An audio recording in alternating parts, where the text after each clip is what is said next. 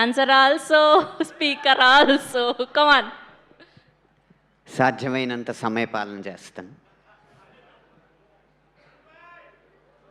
ఇరు తెలుగు రాష్ట్రాల మనసులతో బీటముడి పడిపోయిన ఇరుముడి సినిమా విజయోత్సవానికి విచ్చేసిన ప్రతి ఒక్కరికి నా వినయపూర్వకమైన నమస్కారాలు. శివ నిర్వాణ గారు చాలా గురుతర బాధ్యత ఈ సినిమాలో నాకు అప్పచెప్పారు.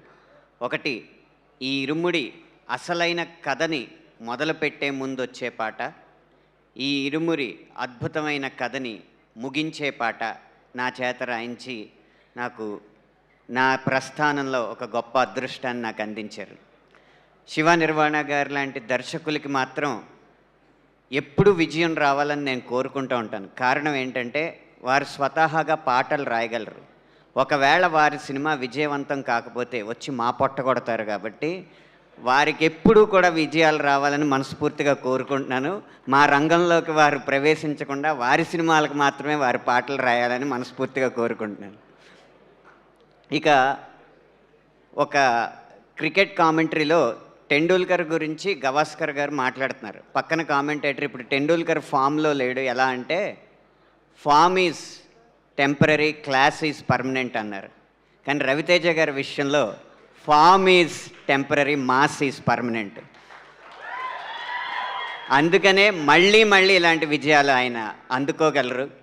ఇక చివరిగా అందరికీ అర్థం కాని రహస్యం, మైత్రి మూవీస్కే ఎందుకు ఇన్ని విజయాలని. దర్శకులు, నిర్మాతలు, పాలకులుగా, నటీ నటవర్గం, సాంకేతిక వర్గం, పాలితులుగా ఉండే సంస్థలు కొన్ని ఉంటాయి.